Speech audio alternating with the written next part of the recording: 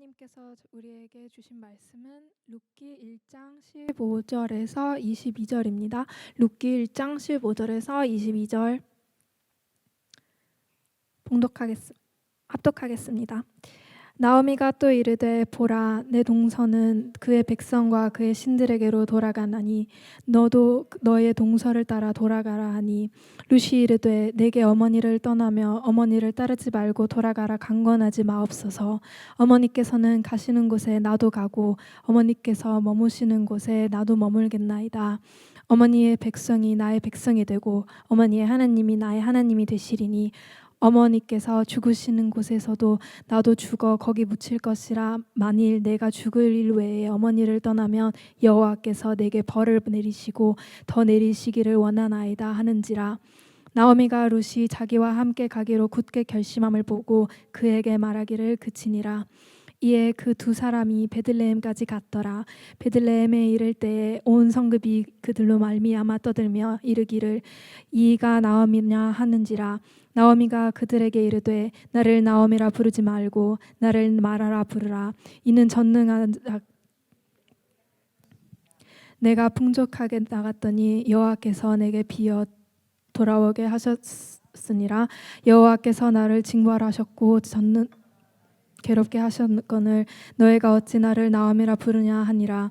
나오미가 모압 지방에서 그의 며느리 모압 여인 룻과 함께 돌아왔는데 그들이 볼이 추수 시작할 때에 베들레헴에 이르렀더라.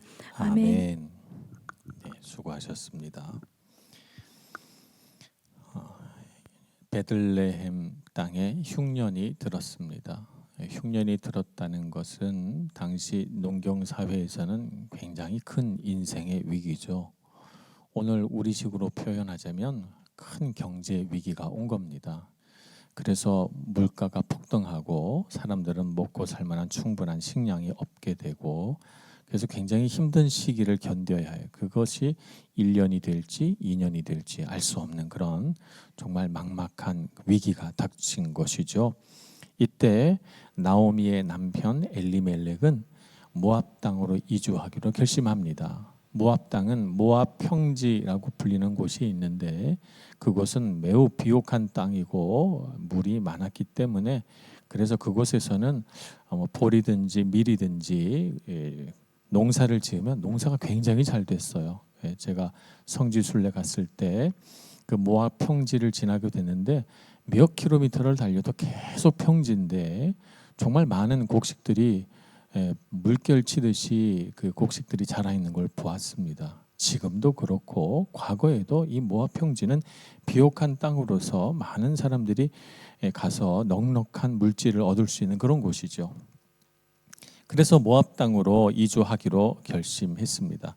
이 이주를 결심했을 때 엘리멜렉의 집안이 먹고 살 형편이 안 돼서 너무 찢어지게 가난해서 야 이젠 굶어 죽겠다 해서 모압 땅으로 간 거 아닙니다. 오늘 말씀 21절에 보면 내가 풍족하게 나갔더니라고 나오미가 표현하죠. 그래서 그들이 베들레헴에서 모압 땅으로 이주해 갈 때 그들이 너무 가난해서 먹고 살 곳이 없어서 간 것이 아니고 풍족하지만 지금 이곳 베들레헴이 흉년이 들어 기회가 점점 사라지고 있으니 내가 이 위기를 극복해보자. 그래서 모압 땅으로 이주를 결심한 것입니다.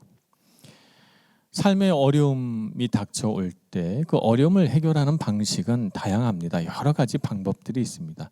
다양한 방법 중에서 어떤 것이 가장 좋은 길인지 우리가 알기는 어렵습니다. 왜냐하면 어떤 길을 딱 선택하고 그 길을 걸어가 봐야 그 길 끝에 무엇이 있는지 알기 때문에 우리는 선택하는 그 순간에는 이것이 가장 좋은 방법인지 아닌지 알 길이 없는 것이죠. 엘리멜렉은 모압 땅으로 이주하기로 결심합니다. 그가 바라보니 모압 땅은 참 살기 좋은 곳이었어요. 그런데 이야기는 어떻게 전개됩니까? 모압 땅으로 간 지 얼마 되지 않아 엘리멜렉은 죽습니다. 그리고 10년 그 모압 땅에서 살면서 두 아들을 모압 여인과 결혼을 시켰는데 이 두 아들도 10년이 지나자 죽고 맙니다.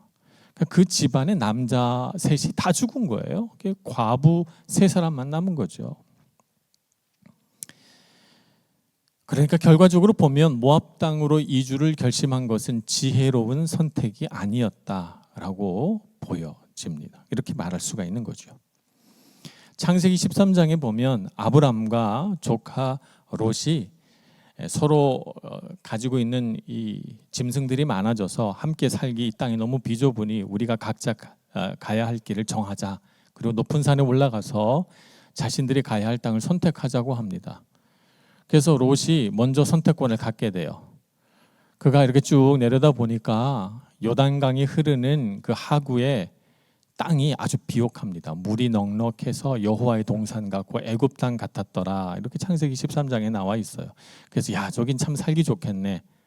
그래서 자기 눈에 보기 좋은 데로 가죠. 그곳의 이름이 무엇입니까? 소돔과 고모라예요. 하나님의 멸망의 불을 맞았던 곳이죠. 반면에 아브라함은 어떻습니까? 아브라함은 이렇게 말합니다. 조카 롯에게 너가 오른쪽으로 가면 난 왼쪽으로 가고 너가 왼쪽을 선택하면 나는 오른쪽을 선택하겠다. 아브라함은 조카 롯에게 모든 걸 다 양보해요. 나는 어디로 가든지 괜찮다고 말해요. 그래서 하나님이 이 아브라함의 결정을 들으시고 조카 롯이 떠나간 뒤에 아브라함에게 뭐라고 말하죠? 너는 눈을 들어 동쪽과 남쪽과 서쪽과 어디까지 했죠? 네, 동서남북을 보라. 네, 동서남북을 보라고 합니다. 네. 그렇게 말씀하시면서 내가 너의 눈이 닿는 이 모든 땅을 너에게 다 주리라 이렇게 말씀하시죠. 정말 우리 인생의 선택은 하나님의 손 안에 있는 것 같습니다. 내 눈에 아무리 보기 좋다고 해도 거기에 멸망이 기다릴 줄 누가 알겠습니까? 내 눈에 보기에 참 척박하고 사람이 살기에 힘든 곳이라고 보여져도 하나님이 복을 주시리라 하는 곳이 내가 복받는 곳입니다. 사사기의 제일 마지막 문장은 이렇게 끝납니다. 사사기 21장 25절 그때 이스라엘의 왕이 없으므로 사람이 각기 자기의 소견에 옳은 대로 행하였더라. 이렇게 말하죠. 지금 엘리멜렉은 사사기 시대에 그러한 그 전형을 보여주는 것이죠. 사사기 시대의 그런 가치관, 문화, 신앙관을 가지고 산 거예요. 자기 눈에 보기 좋은 대로 모압 땅으로 갔다가 그는 결국 실패하고 맙니다. 우리는 어떤 인생을 살아야 할까요? 우리가 살면서 우리 인생의 시행착오를 줄이고 실패를 덜 경험하는 가장 좋은 방법은 내 인생의 갈림길에서 먼저 하나님께 기도하는 거예요. 잠언 16장 9절은 우리에게 이렇게 말씀합니다. 사람이 마음으로 자기의 길을 계획할지라도 그의 걸음을 인도하시는 이는 여호와 하나님이시니라 이렇게 말씀하시죠. 우리가 우리 인생길 결정할 수 있어요. 나는 오른쪽으로 갈 수도 있고 왼쪽으로 갈 수도 있고 동으로 갈 수도 있고 서로 갈 수도 있어요. 하지만 내가 걸음을 걷기 전에 내 걸음을 걷게 하시고 나에게 가장 좋은 선택을 알게 하실 분은 하나님이시다라고 생각하며 겸손히 하나님께 먼저 기도하는 것이죠.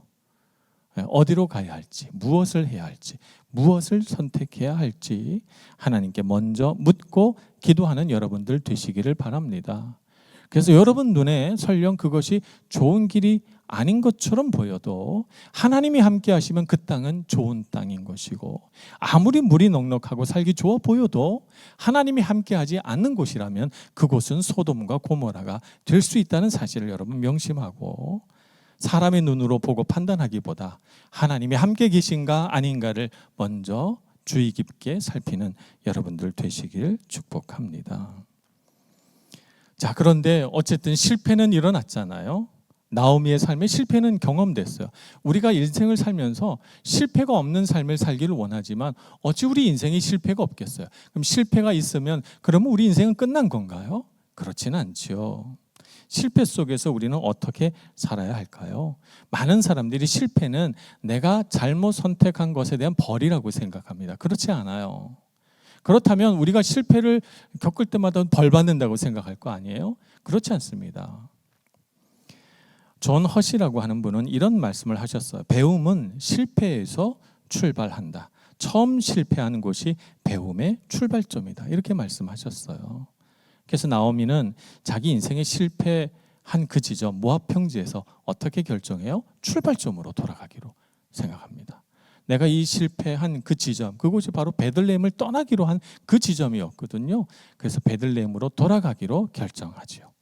그곳에서부터 나는 왜 실패했는가를 생각해보고 자기의 인생을 이제 하나님께 의탁하기 시작하는 것입니다. 고향으로 돌아간다는 것은 쉬운 결정이 아니에요. 많은 사람들이 실패를 경험하면 어떤 생각을 갖는가 하면 내가 실패했다고 생각해요. 잘 생각해 보면 우리가 좀 민감하게 세밀하게 구분을 해본다면 실패는 내가 살아가는 방식이 실패한 거지 내가 실패한 건 아니에요. 그죠? 나는 실패작이 아니에요. 절대 실패작이 될 수 없습니다. 내가 선택하고 내가 살아가는 방식이 실패한 거죠. 그렇다면 이 방법은 실패했으니까 그 방법을 안 살면 돼요. 근데 많은 사람들이 어떻게 생각하냐면 실패했으므로 나는 실패작이라고 생각합니다. 그래서 사람들 앞에 나서기를 싫어하고 사람들 앞에 눈에 띄는 것을 싫어하고 그래서 모든 자신감을 다 잃어버리고 숨어버리려고 하죠. 나오미는 놀랍게도 그러한 방법을 취하지 않았어요. 실패 속에서 그는 아픔을 딛고 고향으로 돌아가려고 결심합니다. 고향 땅에서 많은 사람들이 나오미가 왜 저렇게 됐냐고 그를 불쌍하게 여기고 때로는 그의 삶에 대해서 조롱할 수도 있어요. 비난할 수도 있어요. 그런데 그 모든 것을 감수하고 그는 실패를 인정하고 받아들이며 고향 땅으로 돌아가기로 결정합니다. 그래서 우리는 실패 속에서 하나님의 은혜를 발견할 수 있어야 돼요. 누가복음 15장에 보면 둘째 아들이 재산의 절반을 얻어서 먼 타국으로 가 자기 마음대로 삽니다. 그는 그곳에서 실패합니다. 결국 가산을 다 탕진하고 그는 먹을 것이 없어서 남의 집에 종으로 들어가 그곳에서 돼지들이 먹는 쥐엄나무의 열매를 먹으며 탄식하며 살아갑니다. 그는 실패했어요. 뭐가 실패했습니까? 그가 실패한 것은 자신이 선택한 삶의 방식이 실패한 거예요. 그 아들이 실패작은 아닙니다. 그런데 그 아들이 그걸 깨닫지 못했습니다. 그래서 내가 돌아가면 아버지께로 돌아가면 내가 실패한 그곳으로 돌아간다면 내가 종의 하나로 여겨달라고 해야 되겠다. 이렇게 생각하고 가죠. 왜냐하면 나는 실패작이니까. 근데 아버지가 어떻게 대우하십니까? 먼 곳에서 기다리고 있다가 벗은 발로 뛰어와 아들을 안고 내 아들이 돌아왔다. 소를 잡고 잔치를 벌이자. 이 아들에게 반지를 끼우고 신을 신기고 아름다운 옷을 입히고 이 잔치 자리 한가운데 앉히자. 이렇게 말합니다. 아버지 눈에는 이 아들은 실패작이 아닌 거예요. 존귀한 아들인 거예요. 여전히 실패했음에도 불구하고 말이죠. 우리 인생의 실패 속에서 우리는 그 사실을 알아야 됩니다. 우리 인생에 어떤 방법이 실패할 수 있어요. 그러나 우리는 여전히 하나님 앞에 존귀한 자녀입니다. 그래서 우리는 실패 속에서 배워야 해요. 하나님이 나를 어떻게 보시는가 하는 것을 배워야 되죠. 하나님이 나를 보시는 참 가치를 알아야 됩니다. 하나님의 눈에 나는 가치롭고 존귀하며 아름다운 자녀라는 사실을 깨닫고 내가 나를 보는 관점에서 벗어나서 하나님이 보시는 관점으로 나를 볼 수 있어야 됩니다. 그래서 우리 인생의 참된 가치에 눈뜨게 되는 거죠. 실패가 우리를 눈뜨게 하는 것입니다. 그래서 나의 연약함에 대해서 깨닫고 알게 되고 내가 그동안 나의 연약함을 알지 못하고 내 자신을 필요 이상으로 너무 신뢰한 까닭에 내가 원하면 내가 원하는 대로 다 되는 줄 알고 내 인생에 많은 시간과 많은 에너지와 물질을 허비했던 거예요. 참 가치에 눈을 떠서 정말 내게 소중한 분은 하나님 아버지이시고 그분께 나의 마음을 드리고 그분께 나의 삶을 드릴 때 그분에게서 정말 가치로운 것이 나에게 흘러나온다는 사실을 알아야 합니다. 그래서 나오미의 삶에 이러한 참 가치를 눈뜨게 하는 사람이 등장하는데 그 사람이 바로 며느리 룻이죠. 놀랍게도 이 여인은 이스라엘 사람이 아닙니다. 모압 여자입니다. 나오미의 인생은 실패했습니다. 그는 고향으로 빈털터리로 돌아갑니다. 그 나오미가 의지할 수 있는 남자는 아무도 없습니다. 룻은 얼마든지 자기 모압 족속에게로 돌아갈 수 있고 자기 부모 형제에게로 돌아갈 수 있습니다. 그렇게 선택하는 것은 지극히 자연스러운 일이고 누가 뭐라고 하지 않을 거예요. 근데 룻은 어떻게 하죠? 어머니 나오미를 쫓아가겠다고 합니다. 어머니의 하나님이 나의 하나님이 되고 어머니의 백성이 나의 백성이 될 것이라고 다짐하고 어머니를 죽기 전까지는 떠나지 않겠다고 고백합니다. 참 특별한 사람이죠. 기적 같은 사람입니다. 이 룻과 같은 사람을 참 이스라엘이라고 하는 거예요. 혈통과 유전으로 이스라엘 사람이 된 것이 아니라 믿음과 신앙으로 이스라엘 사람 된 사람이죠. 그래서 참 이스라엘 사람인 룻이 이 나오미의 가정을, 나오미의 가문을 살려냅니다.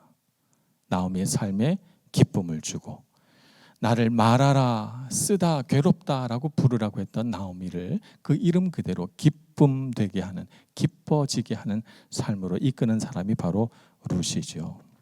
그는 평안한 삶을 꿈꾸기보다 고난 가운데로 불쌍한 어머니를 돕고 하나님 아버지를 믿고 의지하는 삶으로 걸어 들어갑니다.